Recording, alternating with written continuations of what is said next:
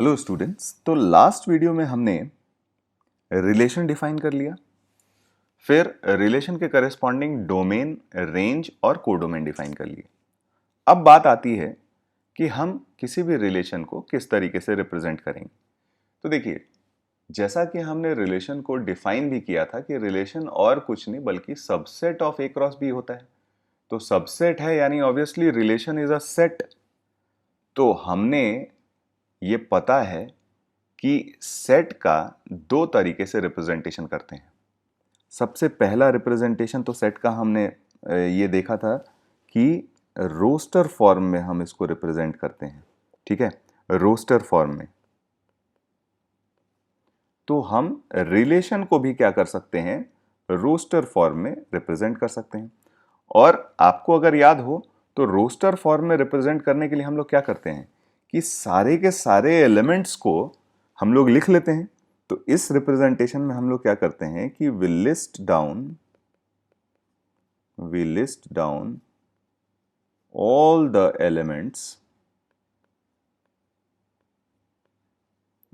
the elements of R, ठीक है,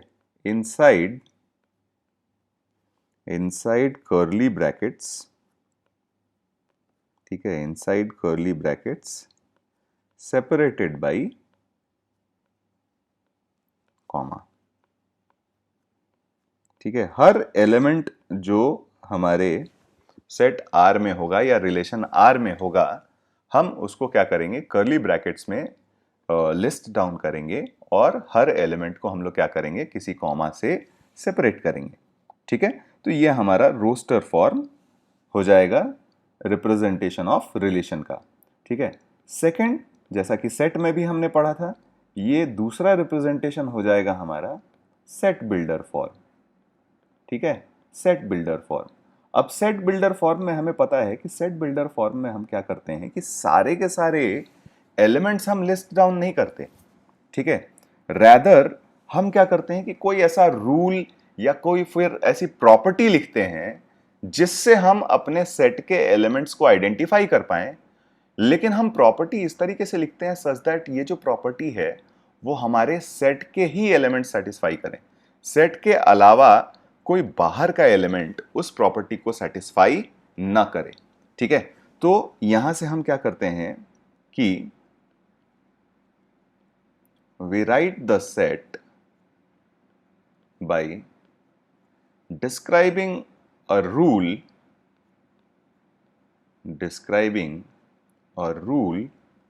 और a property,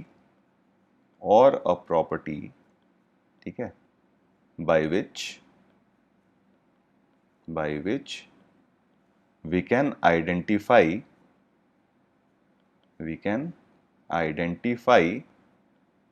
the elements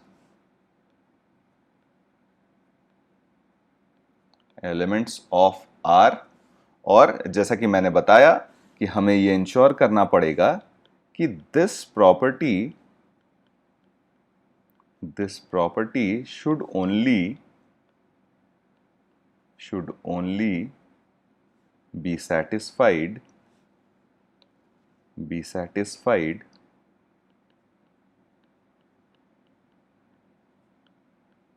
by elements of R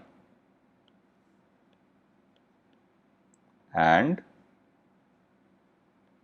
no other elements। सिर्फ elements of are ही इस property को क्या करने चाहिए, सेटिस्फाई करने चाहिए। कोई दूसरा एलिमेंट अदर देन आर इस प्रॉपर्टी को सेटिस्फाई नहीं करना चाहिए। तो हम याद रखेंगे कि जब भी हम सेट बिल्डर फॉर्म में रिलेशन आर को लिखें तो हम ये ध्यान दें कि हमारे आर के ही एलिमेंट्स उस प्रॉपर्टी को सेटिस्फाई करें। ठीक है, तो ये तो हमारे दो एल्जेब्रिक वेज हो गए किसी रिलेशन को रिप्रेजेंट करने के। ठीक है, तो यहां पे एक और तरीका हम सीखते हैं, जिससे हम सेट रिलेशन को रिप्रेजेंट करते हैं, और ये तरीका हमारा हो जाता है third way is basically an arrow diagram.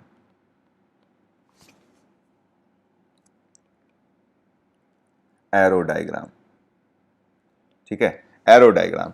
तो ये बेसिकली हमारा क्या हो जाता है, विजुअल रिप्रेजेंटेशन हो जाता है। This is sort of a visual representation, ठीक है। अब इसमें हम क्या करते हैं, इसमें हम ये करते हैं कि जैसे मान लीजिए हमारे पास एक एग्जाम्पल से मैं आपको एक्सप्लेन करता हूं, एक एग्जाम्पल से मैं आपको एक्सप्लेन करता हूं, ठीक है। जैसे फॉर एग्जाम्पल हमने एक रिलेशन आर लिखा, आर में हमने एलिमेंट्स रखे एक्स और वाई, ठीक है, एक्स और वाई, जहां x is a natural number, ठीक है। एक काम करते हैं, नेचुरल नंबर सेट बहुत बड़ा हो जाता है तो हम अपना सेट छोटा कर लेते हैं थोड़ा। Let's make a smaller set. एक सेट हम ए बना लेते हैं, ठीक है। ए में हमने एलिमेंट्स रखे 1 2 3 4 एंड 5, ये 5 एलिमेंट्स हम रख रहे हैं। और आर हम एक रिलेशन बना रहे हैं सच दैट उसमें एलिमेंट हम एक्स कॉमा वाई रख रहे हैं, जहां एक्स इज अ, ठीक है, element of A, y is also an element of A, है ना। एंड हमारे पास x प्लस वाई की वैल्यू हम रख रहे हैं, x प्लस वाई की वैल्यू हम रख रहे हैं 4, ठीक है। तो यहां पे देखिए, ये जो रिप्रेजेंटेशन हो गया सेट का या रिलेशन का, ये जो रिप्रेजेंटेशन हो गया रिलेशन का, ये हमारा रिप्रेजेंटेशन क्या हो गया, सेट बिल्डर फॉर्म, ठीक है। ये रिप्रेजेंटेशन हो गया हमारा सेट बिल्डर फॉर्म, ठीक है। क्योंकि यहां पे हमने क्या किया है, रिलेशन आर में सारे एलिमेंट्स लिस्ट नहीं किए हैं, बल्कि हमने एक प्रॉपर्टी लिख दी है या फिर एक रूल लिख दिया है जिससे हम आर के एलिमेंट्स को आइडेंटिफाई कर पाए। तो अगर इसी को हमें रोस्टर फॉर्म में लिखना हो, इसी रिलेशन आर को अगर हमें रोस्टर फॉर्म में लिखना हो, तो हमें बेसिकली ये रिलेशन हमें डिफाइन किया गया है ए क्रॉस ए में, ठीक है, ए क्रॉस ए में। लेकिन आपके पास रिलेशन इसमें एलिमेंट्स यानी ऑर्डर्ड पेयर इस तरीके से सेलेक्ट करने हैं सच दैट दोनों ऑर्डर्ड पेयर्स का सम क्या होना चाहिए, 4 होना चाहिए। तो आप क्या क्या एलिमेंट्स इसमें रख सकते हो, तो अगर आपने x की वैल्यू 1 ली तो y आपकी वैल्यू 3 हो जाएगी, x की वैल्यू 2 ली तो y की वैल्यू आपके पास 2 हो जाएगी, x की वैल्यू 3 ली तो y की वैल्यू क्या हो जाएगी, 1 हो जाएगी। तो ये आपका जो सेट बनेगा, this is basically the relation R. और यहाँ पे आप देखोगे कि हमने क्या किया है, इस रिलेशन के सारे एलिमेंट्स को लिस्ट आउट किया है। तो ये हमारा रिप्रेजेंटेशन हो गया, ये हमारा रोस्टर फॉर्म रिप्रेजेंटेशन हो गया इस रिलेशन आर का। तो सेट बिल्डर फॉर्म देख लिया हमने, रोस्टर फॉर्म देख लिया। अब जो तीसरा फॉर्म जिसकी मैंने बात की है उस फॉर्म को देखते हैं, और ये है हमारा एरो डायग्राम। तो एरो डायग्राम में हम लोग क्या करते हैं, अगर इसी रिलेशन को हमें एरो डायग्राम से शो करना हो तो हम लोग क्या करते हैं कि अपने सेट्स, जिन सेट के बीच में हमने रिलेशन लिया है, उन सेट्स को पहले हम इस तरीके से बना लेते हैं। तो हमारे पास पहला सेट A था और दूसरा सेट हमारे पास B था। तो हम क्या करेंगे, दोनों सेट को पहले इस तरीके से बना लेंगे ओवल शेप देके, और इसके एलिमेंट्स हम लिख लेंगे। तो सेट A में हमारे पास एलिमेंट्स कौन कौन से थे, 1 2 3 4 और 5। और सिंस हमने जो रिलेशन बनाया है वो A क्रॉस A में ही बनाया है, तो यहाँ पे भी हमारे पास एलिमेंट है 1 2 3 4 एंड 5। अब जब रिलेशन R की बात हो रही है, अब जब रिलेशन R की बात हो रही है, तो यहाँ पे रिलेशन R में हमारे कौन कौन से एलिमेंट्स आपस में रिलेटेड हैं। जो एलिमेंट्स आपस में रिलेटेड होंगे उनको हम लोग क्या करेंगे, एक एरो से ज्वाइन करेंगे। तो जैसा 1 इज रिलेटेड टू 3, ठीक है, 1 इज रिलेटेड टू 3, तो ये हमारा एक एरो बन गया। अब हम देखते हैं कि 2 इज रिलेटेड टू 2, ठीक है, 2 इज रिलेटेड टू 2, तो ये हमारा एक एरो बन गया, ठीक है। और हम ये भी देख रहे हैं कि 3 is related to 1, 3 is related to 1, तो एक एरो हमारा ये बन गया। सो ये बेसिकली हमारा क्या हो गया, एरो डायग्राम हो गया इस पर्टिकुलर रिलेशन का। अब सिंस हमने डोमेन, कोडोमेन और रेंज तीनों डिफाइन कर रखे हैं, तो अगर मैं आपसे यहाँ पे पूछूं कि what will be the domain of R, ठीक है, हमारे इस रिलेशन का डोमेन क्या होगा, तो जैसा कि मैंने आपको बताया था कि डोमेन और कुछ नहीं बल्कि हमारे फर्स्ट एलिमेंट का सेट हो जाता है। फर्स्ट एलिमेंट का सेट हो जाता है तो हमारे पास फर्स्ट एलिमेंट के कौन कौन से सेट्स हैं हमारे रिलेशन में, तो ये हमारे पास 1, 2 और 3 बन जाता है। तो ये सेट हो गया, ये हमारा क्या हो गया, domain of this relation R. और अगर हम यहाँ से रेंज की बात करें, ठीक है, रेंज, तो रेंज हमारा क्या हो जाता है, सेट ऑफ सेकेंड एलिमेंट्स। तो सेकेंड एलिमेंट में भी आप देखो तो आपके पास जो सेट बनेगा वो 1, 2 एंड 3 बन जाएगा। और अगर हम बात करें कोडोमेन की, तो यहाँ पे जैसा कि मैंने बताया था कि अगर आपने रिलेशन ए क्रॉस बी में डिफाइन किया है तो जो सेकंड सेट होता है वो पूरा का पूरा सेट ही हमारा कोडोमेन हो जाता है।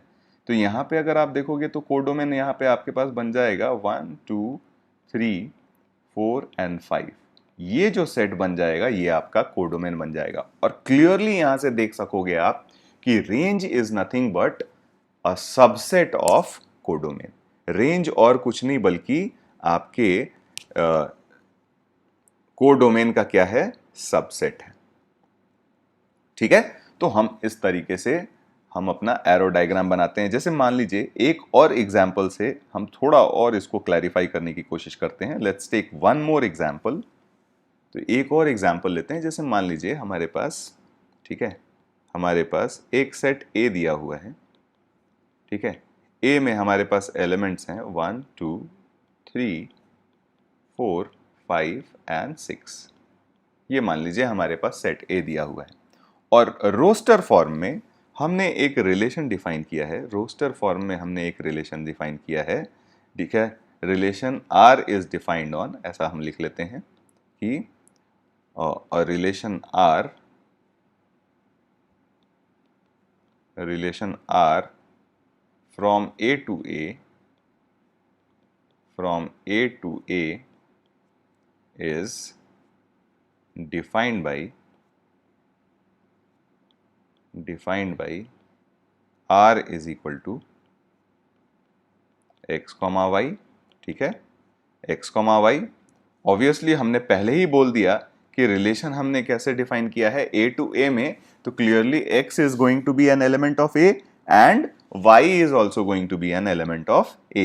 और रिलेशन हमने डिफाइन किया है y is equal to x plus 1, y is equal to x plus 1।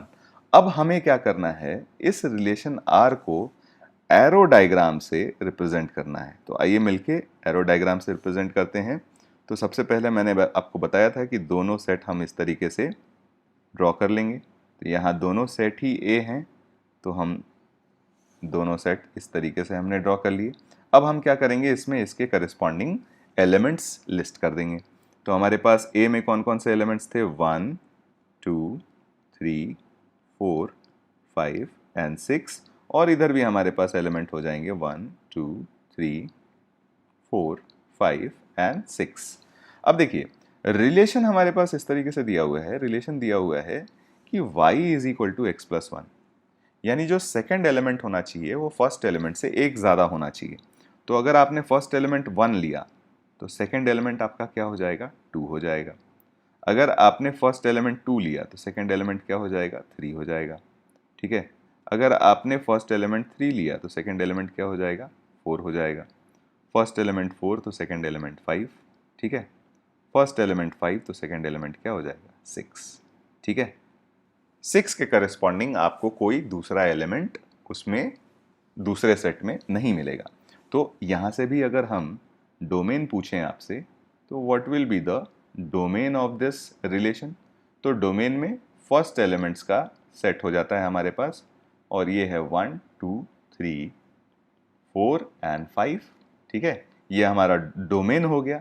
Range की बात करें तो रेंज में बेसिकली हमारे सेकेंड एलिमेंट्स का सेट हो जाता है। तो सेकेंड में देखिए आपके पास कौन कौन से हैं, 2, 3, 4, 5 एंड 6, ये हमारा रेंज हो गया। और अगर हम बात करें कोडोमेन की, ठीक है, तो कोडोमेन और कुछ नहीं बल्कि हमारा सेकेंड सेट पूरा का पूरा हो जाता है। और यहाँ से हमारे पास ये सेट बन जाएगा 1, 2, 3, 4, 5 एंड 6। ठीक है, और यहां से भी हम क्लियरली वेरीफाई कर सकते हैं कि range is basically a codomain, range is a subset of codomain. ठीक है, तो इस तरीके से हम क्या करते हैं, अपना रिलेशन डिफाइन करते हैं और उसका रिप्रेजेंटेशन करते हैं।